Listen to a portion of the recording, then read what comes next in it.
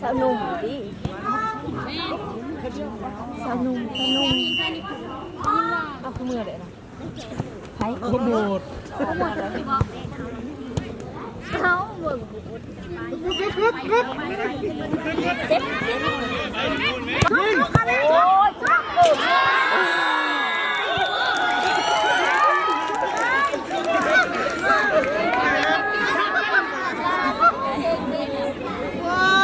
เตะมึงแม่ก็จะไปนะคนมันหนึ่งโอ้ย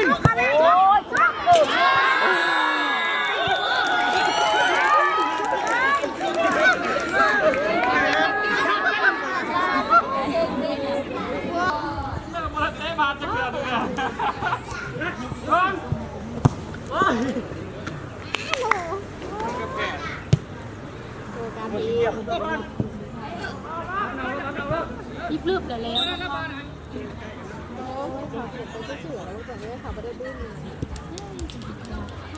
อย่างเนาะ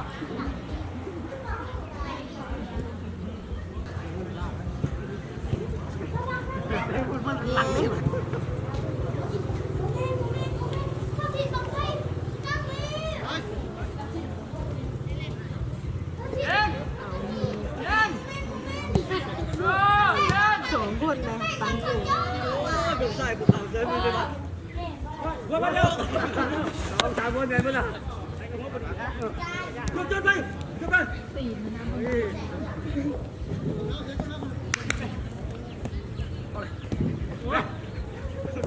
เนี่ยเฮ้ย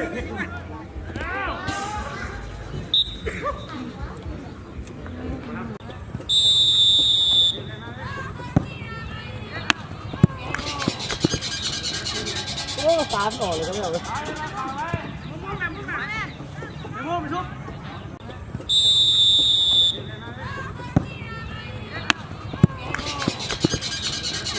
โอ้ตามต่อเลยก็ไม่เอาเลย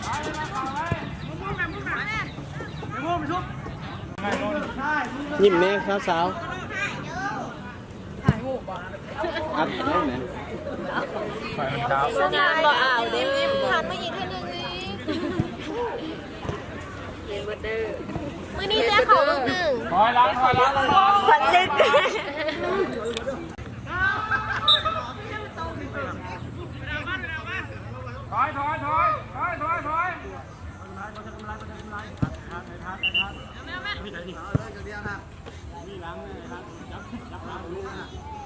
ว่าไปกินอะไรกินไว้ได้ไหนช่วงเวลา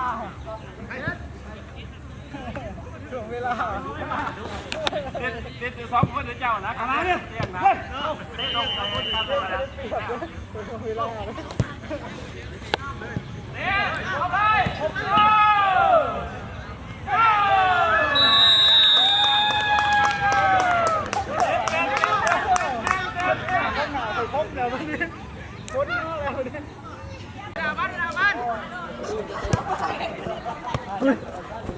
ยิง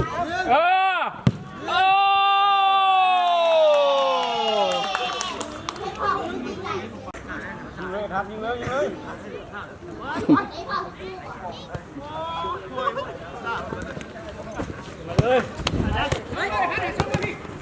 ว้าย